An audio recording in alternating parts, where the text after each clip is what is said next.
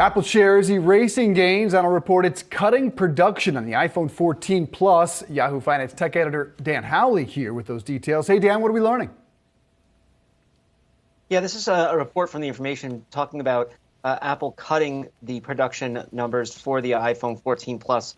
There was previous reports from Bloomberg that they were going to cut as many as 6 million units in the second half from the iPhone 14 family. So this could be that, or it could be something additionally. I think really the big thing to look at here, though, is that it's not from the iPhone 14 Pro line.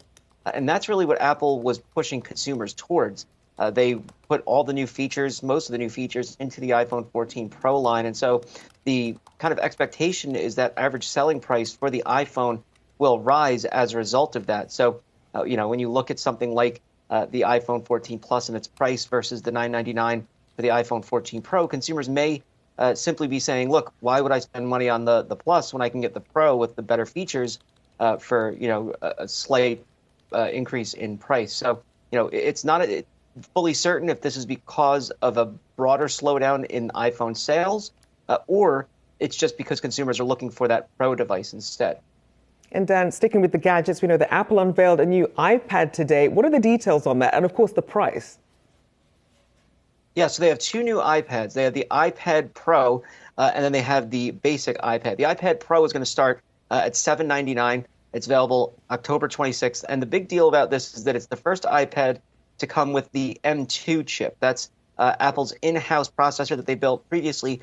iPads were running on the M1. And so this is expected to provide a 15% speed increase over the M1 iPad and a 35% increase in graphics processing performance. There's also a new feature for the Apple Pencil that if you hold the pencil or the stylus 12 millimeters above the screen, you'll get a little notification showing where you're going to start writing or drawing. So that could be helpful for people who sketch or take frequent notes. This is also going to come with iPad OS 16, so you'll get the ability to do things like multitask better on this. And then there's also the ability to output to a 6K monitor. So really looking for multitasking on the iPad Pro there. And then there's the base iPad, which also got some upgrades, mostly to its price. It's $449 now. It was below that prior, and it's now coming with the A14 Bionic chip. That's the chip that was not in the iPhone 13, but in the iPhone 12. The iPhone 13 had the A15, and now we're on the A16 for the iPhone 14.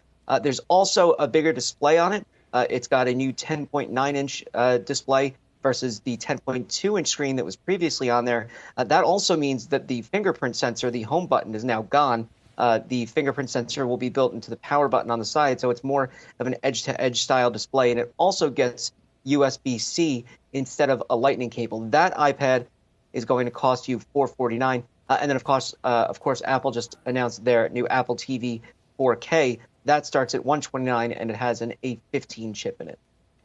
All right, good stuff. Dan Howley, looking forward to that. Thank you.